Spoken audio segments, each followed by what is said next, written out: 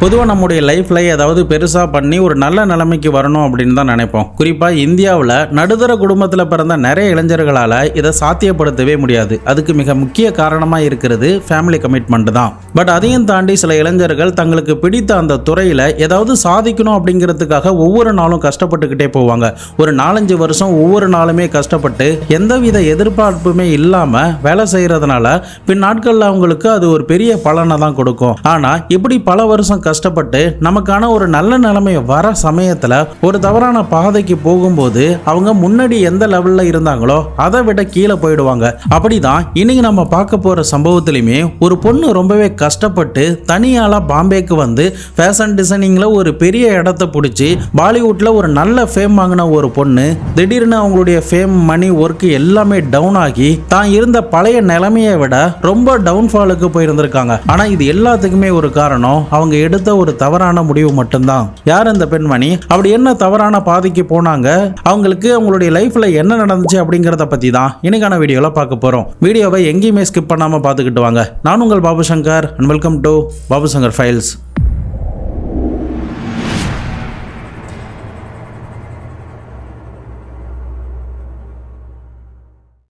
யூடியூப்ல உங்களுக்கு நோட்டிஃபிகேஷன் சரியா வரலனா நம்ம சேனலுக்காக உருவாக்கப்பட்ட டெலிகிராம் சேனல், வாட்ஸ்அப் சேனலை ஜாயின் பண்ணிக்கோங்க. இங்கே வீடியோ ரிலீஸ் ஆனதுமே நாங்கள் அப்டேட் பண்ணிடுவேன். ஸோ நீங்கள் எந்த வீடியோவுமே மிஸ் பண்ணாமல் பார்க்கலாம். லிங்க் டிஸ்கிரிப்ஷனில் இருக்குது. வேணுங்கிறவங்க மறக்காமல் செக் பண்ணி பார்த்துக்கோங்க.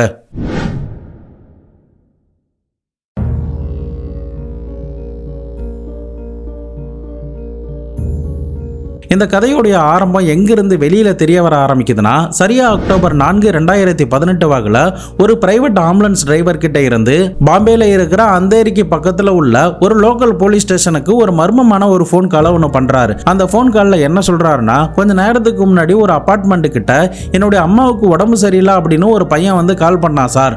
நானும் அந்த வீட்டுக்கு வந்து பார்த்தேன். அப்போ அந்த பையனுடைய அம்மா படுத்த படுக்கையா ஃப்ளோர்ல கிடந்தாங்க. இதை பார்த்துட்டு எனக்கு ஷாக் ஆயிடுச்சு. மேற்கொண்டு கிட்டத்தட்ட அவங்களுடைய உயிர் போகிற நிலைமையில தான் இருக்கு. ஆனா அவங்களுடைய பொசிஷனை பார்க்கும்போது எனக்கு ஏதோ இது போலீஸ் கேஸா இருக்குமோ அப்படின்னு சந்தேகமா இருந்துச்சு. இதனால நான் அந்த கேஸை அட்டன் பண்ண மாட்டேன் அப்படின்னு சொல்லிட்டேன். நீங்க எதுக்கும் இங்க வந்து செக் பண்ணி பாருங்க அப்படின்ற மாதிரியான ஒரு தகவலை அந்த பிரைவேட் ஆம்புலன்ஸ் டிரைவர் கொடுத்துட்டு போயிருந்திருக்காரு. இது மட்டும் இல்லாம கொஞ்ச நேரத்திலேயே அந்தேரிக்கு பக்கத்துல இருக்கிற அதே அபார்ட்மெண்ட் இருக்கக்கூடிய லோகந்த் வாலா அப்படின்ற பகுதியில இருந்து சில பேர் கால் பண்ணி என்ன சொல்றாங்கன்னா, பிளாட் நம்பர் 301ல ஒரு பெண்மணி படுத்த படுக்கையா கிடக்காங்க அப்படின்னும் அவங்களுடைய பிளாட்டை வெளிப்பக்கமா யாரோ பூட்டிட்டு போயிட்டாங்க அப்படின்னும் அந்த பெண்மணி மர்மமான முறையில படுத்து கிடந்ததா இங்க இருக்கிற சாமியார் ஒருத்தர் சொன்னாரு அப்படின்ற மாதிரியான தகவலையுமே கொடுத்திருந்திருக்காங்க. அதன் அடிப்படையில் போலீஸ் ஆபீசர் சரியா 1:30 மணிக்கு அந்த அபார்ட்மெண்ட்டுக்கு போறாங்க. அங்க போய் அந்த அபார்ட்மெண்ட்டை பார்க்கும்போது வெளிப்பக்கமா பூட்டி இருந்திருக்கு. மேற்கொண்டு அந்த வீட்டுக்குள்ள யார் யார் இருக்காங்க அப்படின்னு சொல்லி கேட்கும்போது அந்த உள்ள படுத்து கிடக்கிற அந்த பெண்மணி, அவங்களுடைய மகன், அந்த மகனுடைய கேர்ள் ஃப்ரெண்ட் அப்படின்னு 3 பேர் தான் இந்த வீட்டுக்குள்ள தங்கியிருக்காங்க.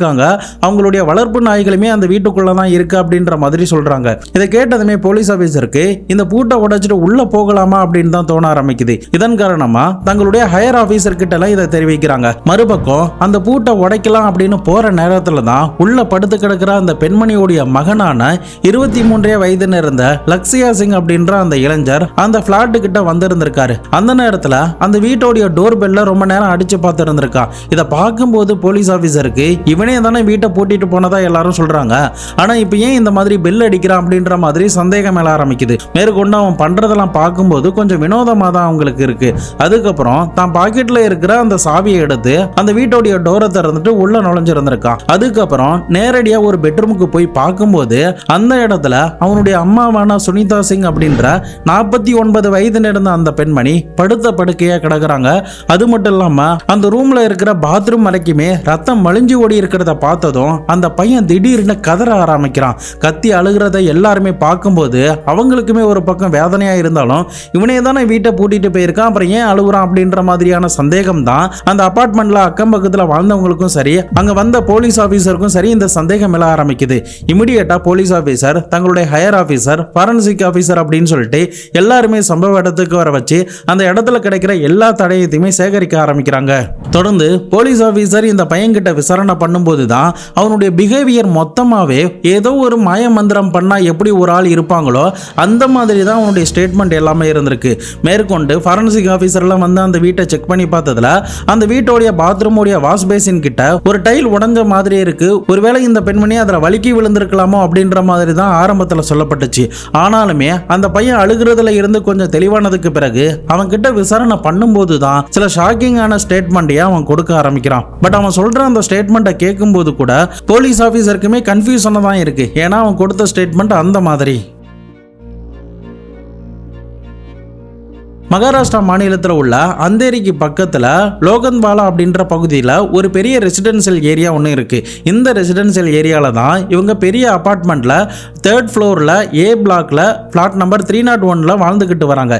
இந்த வீட்டில் இந்த சுனிதா சிங் மற்றும் அவங்களுடைய மகனான 23 வயது நிறந்த லக்ஷயா சிங், அது கூட இந்த லக்ஷயாவுடைய கேர்ள் ஃப்ரெண்டான ஆஷ்பிரியா பானர்ஜி அப்படின்ற 22 வயது நிறந்த பெண்ணும் சேர்ந்து தான் இந்த வீட்டில் ஒன்றா வாழ்ந்துக்கிட்டு வராங்க அப்படிங்கிறது தெரிய வருது. தொடர்ந்து அந்த பையன்கிட்ட விசாரணை பண்ணதுல 2018 பாலிவுட்ல எல்லாருக்குமே தெரியக்கூடிய ஒரு ஃபேஷன் டிசைனரா தான் இறந்து போன இந்த சுனிதா அப்படின்ற பெண்மணி இருந்திருக்காங்க அப்படிங்கிறது தெரிய வருது. அது மட்டும் இல்லாம இந்த சுனிதா பெரிய பெரிய செலிபிரிட்டி கூட எல்லாம் வேலை பார்த்து இருந்திருக்காங்க. இதை பார்க்கும்போது இந்த பையனுக்குமே அந்த ஃபேஷன் டிசைனிங் மேல ஆர்வம் ஏற்பட ஆரம்பிக்குது.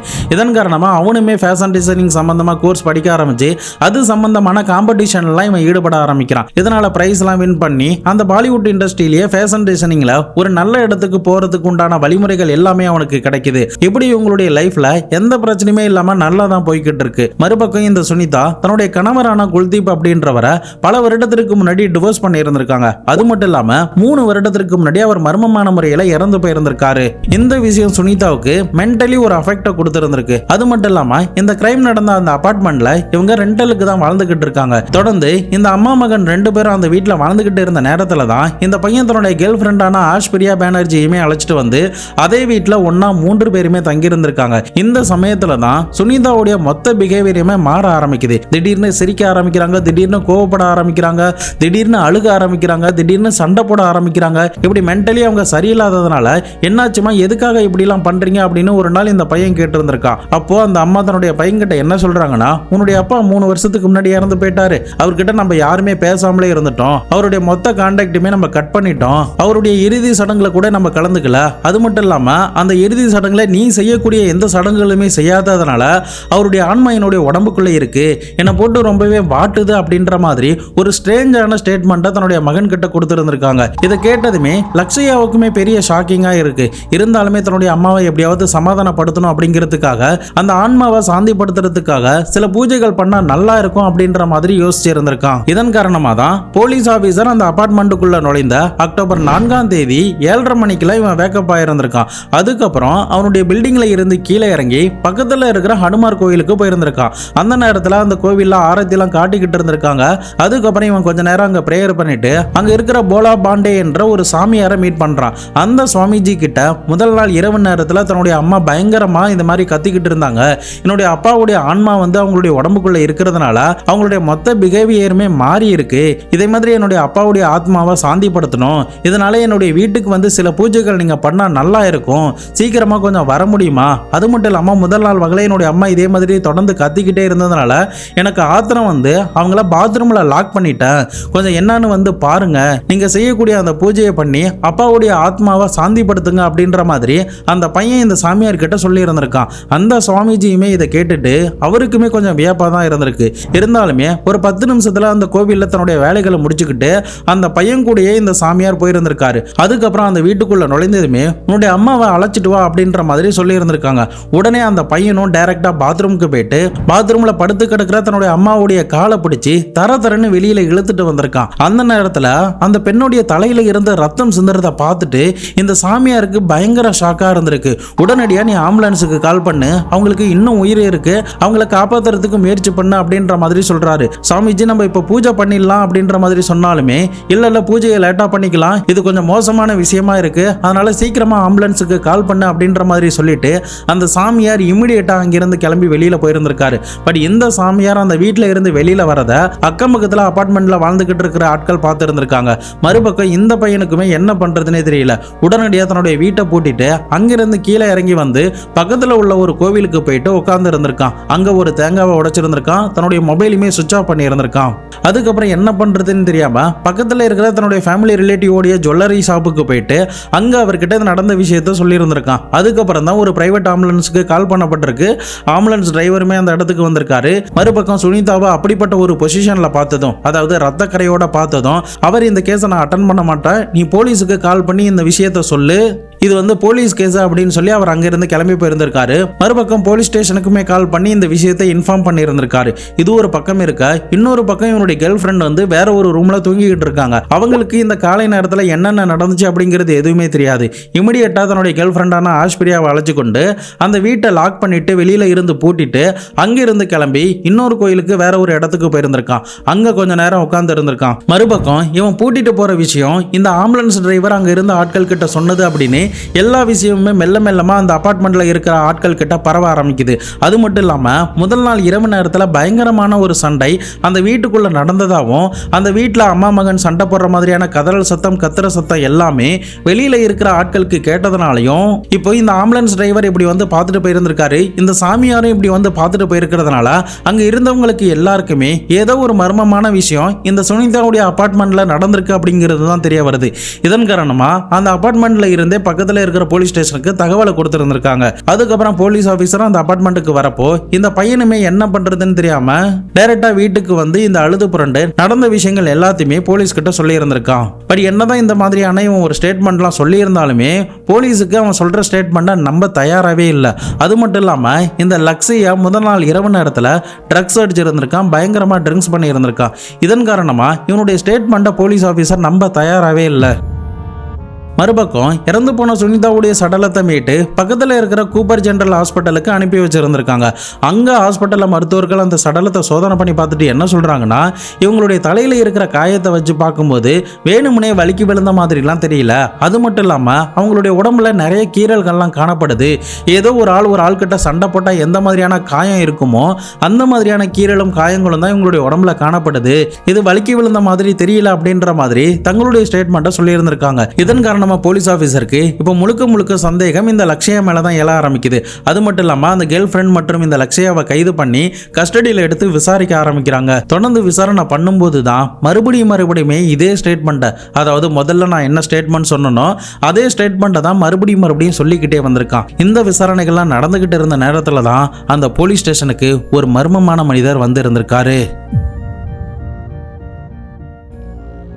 ஆரம்பத்தில் அந்த பையனை பார்க்கறதுக்காக வந்த போலீஸ் ஆஃபீஸர் யாரோ ஃபேமிலி ரிலேட்டிவ் போல அப்படின்னு தான் நினைச்சிருந்திருக்காங்க. ஆனா அந்த லக்ஷயா கிட்ட அந்த நபர் யாரு அப்படின்னு சொல்லி கேட்கும்போது தான் அது வேற யாரும் இல்ல, என்னுடைய அப்பாவான குல்தீப் அப்படின்னு சொல்லி இருந்திருக்கான். இதை கேட்டதுமே போலீஸுக்கு பயங்கர ஷாக். ஏன்னா இவனுடைய அப்பா இறந்து போயிட்டாரு, அவங்களுடைய ஆன்மா தான் தன்னுடைய உடம்புல இருக்கு அப்படின்ற மாதிரி இந்த லக்ஷயா போலீஸ் கிட்ட சொல்லி இருந்திருக்கான். ஆனா இப்போ குல்தீப்பை உயிரோட பார்க்கும்போது அங்க இருந்த மொத்த போலீஸ் ஸ்டேஷனுக்குமே பயங்கர ஷாக்கா இருந்திருக்கு. குல்தீப் கிட்டமே இதை பற்றி கேட்கும்போது, நான் இவங்க கிட்ட பேசி ரொம்ப நாட்கள் ஆயிடுச்சு சார், அதுவும் வருஷ கணக்குலாம் இல்லை, மாச கணக்கு மட்டும்தான் ஆயிடுச்சு. 3 வருஷமாலாம் என்னுடைய மனைவி கிட்ட நான் பேசாம இல்லை, டச்சில் இல்லாமலாம் இல்லை. அது மட்டும் இல்லாமல் என்னுடைய மகன் கிட்ட என்னுடைய மனைவி தான் அந்த மாதிரி சொல்லியிருக்கணும் அப்படின்ற மாதிரியான ஒரு ஸ்டேட்மெண்ட்டை இந்த குல்தீப் சொல்லி இருந்திருக்காரு. அதுக்கப்புறம் போலீஸ் ஆஃபீஸர் அந்த குல்தீப் கிட்ட நீங்க முதல் நாள் என்ன நடந்துச்சு அப்படிங்கிறத உங்க பையன் கிட்ட கேளுங்க, அவனுடைய வாயில இருந்து என்ன வருதுன்னு பார்க்கலாம் அப்படின்ற மாதிரி சொல்லி இருந்திருக்காங்க. ஆரம்பத்தில் தன்னுடைய மகனை பார்த்ததுமே 2 பேரும் ஹக் பண்ணி ரொம்பவே அழுது இருந்திருக்காங்க. அதுக்கப்புறம் அம்மா இந்த மாதிரி பண்ணிட்டாங்க அப்படின்ற மாதிரி புலம்பி இருந்திருக்கான். தொடர்ந்து குல்தீப் தன்னுடைய மகன் கிட்ட என்ன நடந்துச்சு அப்படின்னு சொல்லி கேட்கும்போது தான் சில ஷாக்கிங்கான டீட்டெயில்ஸையும் அவன் சொல்லி இருந்திருக்கான். இறந்து போன இந்த சுனிதாவுடைய சொந்த ஊர் பானிபட், ஹரியானா மாநிலத்தில் இருக்கிற பானிபட்டில் தான் ஒரு பெரிய பிஸ்னஸ் மேனுக்கு இந்த சுனிதா பிறந்திருக்காங்க. இவங்களுக்கு ஒரு அக்காவும் ஒரு அண்ணனும் இருக்காங்க. இவங்களுக்கு சின்ன வயதிலே படிப்பில் பயங்கர இன்ட்ரெஸ்ட், பயங்கர இன்டெலிஜென்ட்டாக தான் இருந்திருக்காங்க. அதுக்கப்புறம் நாளாக இவங்களுடைய வீட்டுக்கு வரக்கூடிய மேகசைனை பார்த்து நாமளும் ஒரு பெரிய மாடல் ஆகணும் அப்படின்னு நினச்சிருந்திருக்காங்க. இதுக்காக இவங்க சில டிப்ளமோ கோர்ஸ்லாம் படிக்க ஆரம்பிக்கிறாங்க. இந்த நேரத்தில் தான் குல்தீப்புடைய பழக்கம் ஏற்பட்டு அவர் கூட திருமணம் வரைக்கும் போயிருந்திருக்கு. 3 வருடத்திலேயே 2 பிள்ளைகளை பெற்றெடுத்திருக்காங்க. இருந்திருக்காங்க. முதலாவதா இந்த லக்ஷயா, இரண்டாவதா ஆஸ்தா அப்படின்ற ஒரு பெண். திருமணமாகி ஆரம்பத்தில் இந்த குல்தீப்பும் சுனிதாவும் நல்லா தான் வாழ்ந்துகிட்டு இருக்காங்க. ஆனால் நாட்கள் நகர நகர இந்த குல்தீப் பயங்கர ட்ரிங்க்ஸுக்கு அடிக்ட் ஆகியிருந்திருக்காரு. இதன் காரணமா அடிக்கடி வீட்டுக்கு வந்து சண்டை போடுறது, பசங்க முன்னாடியே ட்ரிங்க்ஸ் பண்ணிட்டு வந்து பேசுறது அப்படிங்கிற விஷயம்லாம் பண்ணதுனால இந்த சுனிதாவுக்கு அது எதுவுமே பிடிக்காம போகுது. இதனால ரெண்டு பேரும் பிரிந்து வாழ ஆரம்பிக்கிறாங்க. அது மட்டும் இல்லாம ஃபேஷன் டிசைனிங்ல இவங்க பெரிய ஆளா வரணும் அப்படிங்கிறதுக்காக இயர் 2000ல இவங்க பாம்பேக்கு கிளம்பி வந்திருக்காங்க. இவங்க மட்டும்தான் ஆரம்பத்தில் கிளம்பி வந்திருக்காங்க. அதுக்கப்புறம் சின்ன சின்னதா வேலைகள்லாம் பார்க்க ஆரம்பிச்சு ஃபேஷன் டிசைனிங் சம்பந்தமா எல்லாத்தையுமே இவங்க கத்து இருந்திருக்காங்க. அதுக்கப்புறம் அவங்களுக்கான ஃபேம், அவங்களுக்கான ஒர்க்லாம் வர ஆரம்பிச்சதுக்கு பிறகு பணமுமே அவங்களுக்கு நல்லபடியா வர ஆரம்பிக்குது. இதன் காரணமா பானிபட்ல இருக்கிற தன்னுடைய 2 குழந்தைகளையுமே அழைத்து கொண்டு பாம்பேல சொந்தமா ஒரு வீட்டை வாங்கி அந்த வீட்டில் இவங்க வசிச்சுக்கிட்டு வந்திருக்காங்க. தொடர்ந்து இவங்க பெரிய பெரிய செலிபிரிட்டிஸ் கூட எல்லாம் வேலை பார்க்குறாங்க. மாடலிங்லையும் இவங்க ஈடுபடுறாங்க. இதனால நிறைய வருமானம் கிடைக்க ஆரம்பிக்குது. இந்த வருமானம் எல்லாமே தலைக்கு ஏற ஆரம்பிச்சதும் இவங்க பெரிய பெரிய பார்ட்டிலாம் அட்டன் பண்ணி ட்ரிங்க்ஸ் பழக்கத்துக்கு அடிக்ட் ஆக ஆரம்பிக்கிறாங்க. ட்ரிங்க்ஸ் மட்டும் இல்லாம இல்லீகலா இந்த பொண்ணு ட்ரக்ஸ் எடுக்க ஆரம்பிக்கிறாங்க. இதன் காரணமா இவங்களுக்கு வரக்கூடிய வேலைகள் எல்லாமே மெல்ல மெல்லமா குறைய ஆரம்பிக்குது. நல்ல நல்ல ப்ராஜெக்ட் வந்தாலும் கூட அது எல்லாமே இவங்களை கைவிட்டு போக ஆரம்பிக்குது. இன்னொரு பக்கம் தன்னுடைய அம்மாவுக்கு பெரிய கான்டாக்ட் இருக்கு. இதனால நாமளுமே ஃபேஷன் டிசைனிங்ல நல்லா வரலாம் அப்படின்னு சொல்லிட்டு இந்த பையனுமே ஃபேஷன் டிசைனிங்குள்ள வந்திருக்கான். 2015 டெல்லியில மாடலிங் பட்டத்தை கூட இவன் வின் பண்ணி இருந்திருக்கான். இப்படி அந்த பையனுக்கும் ஒரு பெரிய ட்ரீம் போயிட்டே இருந்த நேரத்தில் அவனுக்குமே காசு பணம்லாம் வர ஆரம்பிச்சதும் அவனுமே ட்ரக்ஸ் எடுக்க ஆரம்பிக்கிறான். இப்படி இந்த ஒரு பார்ட்டியில் ட்ரக்ஸ் எடுக்கிற சமயத்தில் தான் இந்த ஆஸ்பிரியா பானர்ஜி அப்படின்ற ஒரு பொண்ணுடைய பழக்கம் ஏற்பட ஆரம்பிக்குது. அதுக்கப்புறம் தான் தன்னுடைய அம்மா கிட்ட இன்ட்ரோ பண்ணி இந்த 3 பேருமே ஒரே வீட்டில் தங்க ஆரம்பிக்கிறாங்க. 3 பேருமே சேர்ந்து ஒரு பார்ட்டிக்கு போறாங்க. அங்க சரக்கடிக்கிறது, ட்ரக்ஸ் எடுத்துக்கிறது அப்படின்னு இந்த 3 பேருமே சேர்ந்து பண்ண ஆரம்பிக்கிறாங்க. அது மட்டும் இல்லாம 2011 இவங்க டிவோர்ஸுக்கு அப்ளை பண்ணி இருந்திருக்காங்க. அந்த நேரத்தில் குல்தீப் எனக்கு டிவோர்ஸ்லாம் வேணாம், எனக்கு என்னுடைய குழந்தைகளை ரொம்ப பிடிக்கும், அதனால நான் குடிய கூட நான் விட்டுடுறேன் அப்படின்ற மாதிரி சொல்றாங்க. ஆனா எதையுமே கேட்காம 2014 அபிஷியலா இவங்க 2 பேரும் டிவோர்ஸ் ஆகி பிரிஞ்சிடுறாங்க. அதுக்கப்புறம் குழந்தையோடைய கஸ்டடி எல்லாமே இவங்க கிட்ட வந்ததுனால தான் பாம்பேல அந்த சொந்த வீட்டில் இவங்க சந்தோஷமா நல்லா பீக்கில் அவங்க சம்பாரிச்சுக்கிட்டு இருந்த நேரத்தில் இது எல்லாமே நடந்திருக்கு. அதுக்கப்புறம் தான் ட்ரிங்க்ஸ் பழக்கத்துக்கு அடிக்ட் ஆகிறாங்க. அதுக்கப்புறம் தன்னுடைய மகனுடைய கேர்ள் ஃப்ரெண்ட் கூட எல்லாரும் கூடயும் சேர்ந்து இவங்க ட்ரக்ஸ் எடுக்க ஆரம்பிச்சிருக்காங்க. இப்படி இவங்க பயங்கரமா போதைக்கு அடிக்ட் ஆகிட்டே போனதுனால இவங்களுடைய ப்ராஜெக்ட் எல்லாமே வராம போகுது. ஒரு சில ப்ராஜெக்ட் எல்லாமே கைவிட ஆரம்பிக்கிறாங்க. இதனால மறுபடியுமே டிப்ரெஷனுக்குள்ள போய் அதிகமா ட்ரக்ஸ் எடுக்க ஆரம்பிச்சிருக்கா. இந்த நேரத்துல தான் இவங்க ஃபைனான்சியலா கஷ்டப்பட ஆரம்பிக்கிறாங்க. இதன் காரணமா தான் சம்பாரிச்சு பாம்பேல கஷ்டப்பட்டு வாங்கினா அந்த வீட்டை வித்துட்டு ஒரு வாடகை வீட்டுக்கு குடியேறி இருந்திருக்காங்க. பாம்பேல ஒரு வீடு வாங்குறது அப்படிங்கிறது சாதாரணமான ஒரு விஷயம் கிடையாது. அவ்வளோ கஷ்டப்பட்டு பணம் வந்து அந்த வீட்டை வாங்கினதுக்கு பிறகு சுற்றி நிறைய பேர்கிட்ட இவங்க கடன் வாங்கியிருந்ததுனால அந்த வீட்டை வித்துட்டு அந்த கடன் எல்லாத்தையுமே செட்டில் பண்ணிட்டு இந்த ரெண்டல் வீட்டுக்கு வந்திருக்காங்க. இதனால அம்மா மகன் 2 பேருக்குமே அடிக்கடி வாக்குவாதம், அடிக்கடி சண்டைகள்லாம் அந்த வீட்டில் நடக்க ஆரம்பிக்குது. இன்னொரு பக்கம் இந்த சுனிதாவுக்கு ஒரு மகள் இருந்தாங்கன்னு சொன்னல, அவங்களுமே ஆரம்பத்தில் பாம்பேல தான் இருந்திருக்காங்க. ஆனால் அம்மாவும் மகனும் ஒன்னா உட்காந்து ட்ரக்ஸ் எடுக்கிறாங்க அப்படிங்கிறது தெரிஞ்சதுமே அது எதுவுமே பிடிக்காம தன்னுடைய பாட்டியோடைய வீட்டுக்கு, பானிபட்டில் இருக்கிற தன்னுடைய பாட்டியோடைய வீட்டுக்கு இவங்க கிளம்பி போயிடுறாங்க. இன்னொரு பக்கம் அம்மா மகன் 2 பேருக்குள்ளேயுமே தொடர்ந்து டெய்லியுமே சண்டைகள் நடக்க ஆரம்பிக்குது.